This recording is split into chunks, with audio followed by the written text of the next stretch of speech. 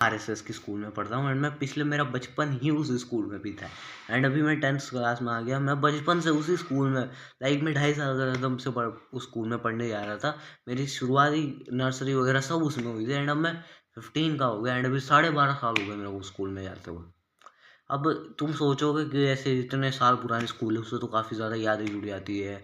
वो कहाँ कुछ भी यादें नहीं जुड़ी उस स्कूल ने और मेरे को अभी लग रहा है कि ये स्कूल ने मेरे को ट्रॉमा ही दिया है। अगर मान लो कोई स्कूल है 12th तक की तो तुम भी अगर मान लो तुम्हारी स्कूल भी 12th तक की होगी तो तुम्हें भी पता होगा कि जो भी क्लास में 1 to 12 तक की स्टडीज होती है तो हमारा सबका एक सोच रहती है कि हाँ मैं बचपन में हम सब यही सोचते थे कि मैं स्कूल में अभी पढ़ रहा हूँ, मैं 12वीं तक इसी स्कूल में पढ़ूंगा एंड देन कॉलेज तक, यानी कि मैं अपने लास्ट साल तक इसी स्कूल में पढ़ूंगा। ये सबकी सोच रहती है लगभग। वो काफ़ी ज़्यादा फिर हमारी सोच धीरे धीरे बदलने लग जाती है जैसे जैसे हमारे जो स्कूलिंग है वो आगे बढ़ती रहती है।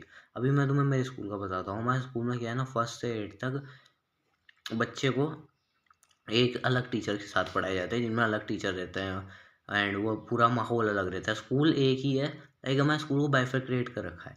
बीच में तो घास का मैदान है एंड उधर की साइड आगे जहाँ पे तुम बैठे हो ना उधर की साइड एक 1st to 8th तक की स्कूल है चलती है एंड जहाँ पे मैं हूँ मैं हमारी साइड 9 to 12 स्कूल में बच्चे बहुत ज़्यादा अच्छे क्वांटिटी में पढ़ते हैं 1st से लेके 5th क्लास तक की। मैं अभी 10th में हूँ। 10th में हमारी क्लास में अराउंड 57 बच्चे थे एंड टोटल हमारे 9, 10th, 11, 12 में 145 बच्चे हैं एंड जबकि 1st क्लास में ही 127 बच्चे हैं।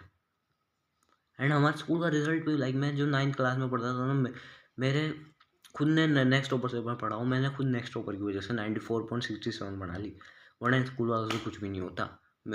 अभी हमारे स्कूल है ना उसमें एक लड़का है का जो सेकंड आया है हमारे सेक्शन में उसके 82% बनी है, ठीक ठाक बन गई। बट हमारी जो स्कूल है ना जो जिसमें मैं सेक्शन था, मैं 9th B में था उस टाइम 26 बच्चे थे एंड जब उनका रिजल्ट आया ना तो 7 बच्चे तो फर्स्ट ग्रेड हुए। लिटरली 7 बच्चे हुए फर्स्ट ग्रेड बस। जबकि ये तो इनकी कॉपी चेक वगैरह सब स्कूल के हाथ में रहती तो भी ये 7 बच्चों को ही फर्स्ट ग्रेड में पास करवा पाए, 7 बच्चों को।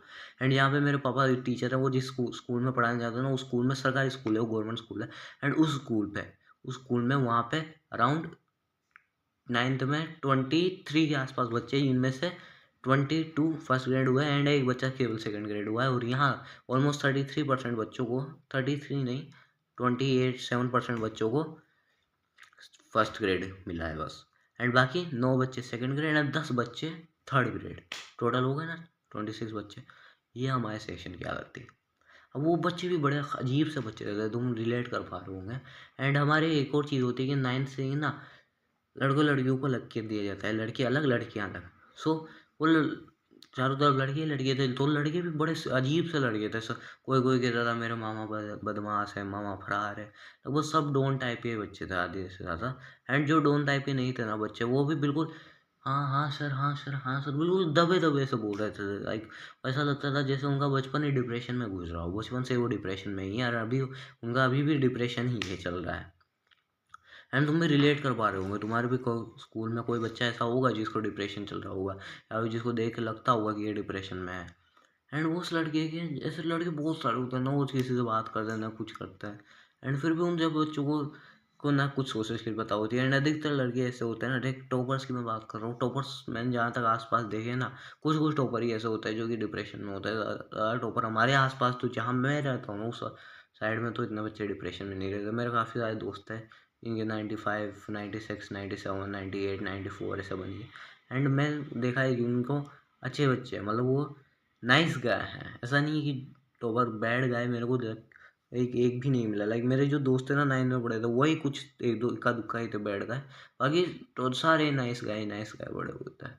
एंड उन सब ने मेरे को काफ़ी सारी चीज़ें सिखाई थी, उन दोस्तों ने भी। उसके ऊपर किसी एक दिन बात करेंगे। अभी स्कूल में ही इसी स्कूल में पढ़े थे वो एंड जब वो इसी स्कूल में पढ़े थे ना आरएसएस के स्कूल में, तब उनके अराउंड 80 या 85 या 87% ऐसे बनी थी। 90 के ऊपर कोई नहीं गया, 87 हाईएस्ट बनाई थी उन्होंने। एंड अब जब उन्होंने स्कूल बदली तो 97, 94, 96, 92 और ऐसे ही उनकी परसेंटेज बढ़ती गई। लगभग सबकी ही परसेंटेज बढ़ी है इस स्कूल से जाने के बाद। एंड अब मैंने स्कूल से टीसी हटाने की सोची। मैंने मेरे फादर को भेजा कि पापा टीसी लेके आओ। फिर मेरे पापा गए टीसी लेने के लिए, तो वो अगले बंदे टीसी देने से ही मना कर रहे। खुद तो पढ़ाते हैं नहीं, फिर टीसी भी नहीं दे रहे, कह रहे कि हम नहीं देंगे टीसी, बोले जो करना है कर लो।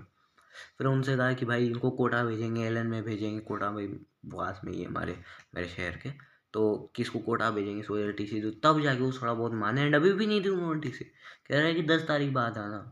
भाई क्या बात है भाई, टीसी मेरी, पढ़ना मेरे को है, बस तुम क्या मेरे से और यूं कह रहे हो कि डमी करा देना बस, हमें तो बस उसका रिजल्ट चाहिए यार, रिजल्ट चाहिए यार, तुम्हें परेशान करके रख दिया। एंड फिर उसके बाद वो स्कूल वाले कहते कि क्या दिक्कत है, वो इससे बहुत कहा, मेरे पापा दूसरी बार गए जब जाके वो टीसी की थोड़ी बहुत उन्होंने कहा है, वरना पहली बार तो पूरा ही मना कर दिया था। अब कोटा वाली बात नहीं करते ना तो वो देते भी नहीं टीसी। ये स्कूल है हालत है प्राइवेट स्कूल्स की।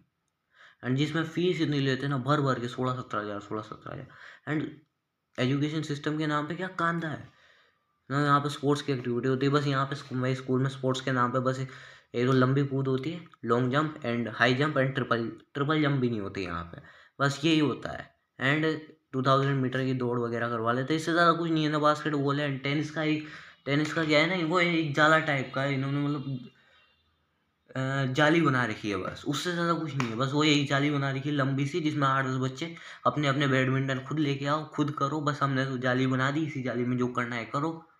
एंड इन्होंने एक पुलअप बार भी बना रखा है, पुलअप बार भी नहीं कह सकते उसको, सस्ता सा पुलअप बार, मतलब इन्होंने क्या है ना, एक स्टील की डंडी इधर लगाई, एक स्टील की डंडी इधर लगाई, ऊपर एक और स्टील की मोटी सी डंडी लगा दी, लोहे की, स्टील की नहीं। एंड फिर उस पर इतनी लंबी है, वो इतनी लंबी है कि मैं हमारे 12th क्लास के बच्चे भी उसमें मुश्किल तक पहुँचते हैं, मुश्किल से। एंड वो जो है ना पुलअप करने की, वो कहाँ पे है, वो है 8th क्लास के बच्चों की तरफ। अब वो क्या फ़ायदा यार उसका, 8th क्लास के बच्चे उसमें कैसे चढ़ेंगे, उसमें 12th के मुश्किल से चढ़ रहे हैं, 8th के कैसे चढ़ेंगे उसमें। ऐसा होता है हमारे स्कूल में। एंड इस स्कूल में बहुत सारी चीज़ें ऐसी बैड हुई थी ना, लाइक ये जो सुबह सुबह हमें कहते थे कि तुम्हें 8 बजे आना है, मेरे से वो, एंड 8 बजे से अगर तुम 2 मिनट भी लेट हुए ना, 2 मिनट भी, लिटरली ये बार मैं 2 मिनट लेट हो गया था, एक बार नहीं बहुत बार हो गया, उसमें हमारा प्रिंसिपल बाहर खड़ा रहता था एंड हमसे कहता था बेटा लेट हो गए, अब नहीं घर पे फ़ोन मिला देंगे ये वो। एंड जाने ही नहीं देता था, बहुत मुश्किल से जाने देता था। एंड यूँ कहता था कि अब की बार होगा तो ये होगा ये होगा। एंड ऐसे कहते कहते हमें पूरा डराते रहता था वो प्रिंसिपल। फिर उसके बाद वो प्रिंसिपल गया, नया प्रिंसिपल आया, हम बहुत खुश थे कि ये प्रिंसिपल बहुत अच्छा होगा, ये हमें बहुत अच्छा रखेगा, ये कुछ भी नहीं कहेगा। एंड स्टार्टिंग के 1 दिन तक उस प्रिंसिपल ने ज़्यादा कुछ भाव हुआ नहीं कहा, लेकिन फिर धीरे धीरे होता क्या किया कि वो उस प्रिंसिपल ने भी धीरे धीरे अपनी ईगो को लेते हुए हमें बाहर खड़े रहना शुरू कर दिया। एंड जो भी लेट आता था ना उसको कहता था बेटा ऐसा नहीं, हफ्ते साल में 1-2 दिन लेट आओगे तो चलेगा, पर रोज ही अब क्या फ़ायदा। भले आप 8 बजे मान लो बनना होती है हमारे, तुम्हारे साथ प्रेयर की घंटी लग जाती है, बट 8-10 तक तो बच्चे बाहर ही रहते हैं, फिर टीचर ही 8-10 पे जाते हैं। फिर हम क्या करेंगे वहाँ पे 10 मिनट पहले पहुँच के, 10 नहीं 15, 7:55 तक पहुँचना रहता है, 15 मिनट पहले पहुँच के हम क्या करेंगे, क्या कद्दू काटेंगे क्या वहाँ, क्या बैठे बैठे 10-15 मिनट पहले पहुँच के या कद्दू काटेंगे क्या वहाँ पे, कि हाँ हमारे सर को प्यास लगी है, उनको भूख लगी है, उनके लिए कद्दू की सब्जी बनाएंगे क्या। टाइम वेस्ट, बस घूमते रहो टपोरी की तरह, क्या फ़ायदा इस चीज़ का। एंड पेपर में भी लिटरली पेपर के दिन भी ऐसा करते हैं ये लोग। एंड फिर पेपर के दिन भी होता क्या है कि सुबह मान लो तुम्हें, सुबह नहीं, सुबह हाँ सुबह ही 7 बजे के आसपास या 10 बजे के आसपास हमारे मतलब अभी पेपर हुए थे, 8 से 11:15 के बीच में। अब इस पेपरों में भी क्या किया इन्होंने कि 8 बजे बच्चा आएगा, आएगा पेपर देगा, एंड पेपर उसको 8 बजे नहीं मिलेगा, भले उसमें टाइम टेबल में 8 बजे का लिख रखा हो, पर 8:10 के आसपास पेपर देंगे एंड 11:10 पे पेपर ले लेंगे। पेपर में भले ही लिख देंगे कि 3 घंटे 15 मिनट का पेपर है, बट असलियत में 3 घंटे में ही पेपर ले लेंगे, 15 मिनट तक उनको बिठाए रखेंगे, या फिर उनको लास्ट में कोई मंत्र होता है उसको करवाएंगे कि अब मंत्र हो गया अब तुम जाओ, लाइक सुबह आके वंदना करवाएंगे, प्रेयर करवाएंगे, उसमें मंत्र बुलवाएंगे, आंखें बंद करवा के, आंखें बंद नहीं करेगा तो उसके पीछे से एक मास्टर टपोरी में देगा। फिर उसके बाद भी अगर आंखें बंद करने के बाद जब लास्ट का टाइम आएगा, छुट्टी का टाइम आएगा, वहाँ पे भी बच्चों से आंखें बंद करवा के बैठे रहेंगे। यहाँ तक कि खाना खाने से पहले भी RSS के स्कूल में मैं पढ़ा हूँ, खाना खाने से पहले भी आंखें बंद करवाते हैं, मंत्र बुलवाते हैं यूँ हाथ जुड़वा के। ये क्या बात हुई भाई, खाना तो खा लेने दो कम से कम। और वो चीज़ कहीं पे भी काम नहीं आई भाई, कहीं पे भी नहीं, कहीं पे भी नहीं काम आएगी वो। कहाँ पे काम आएगी उस ज़िंदगी में, क्या मान लो तुम अगर कोई स्किल सीख रहे हो, तुम्हारा इंटरव्यू है, तुम्हारे कोई इंटरव्यू लेने वाला पैनल में बैठा हुआ बंदा पूछेगा कि आपको क्या आएगा? तब आप उसको ये कहोगे कि मेरे को ये जो अभी मंत्र आता है एंड मैं मंत्र बोलूँगा, एंड जब आपको वो इंटरव्यू वाला भेजेगा कि आपका इंटरव्यू अब खत्म होता है, तो आप क्या उसके सामने मंत्र बोल के आओगे कि हाँ, ओम शांति, शांति, शांति। ये क्या बात हुई?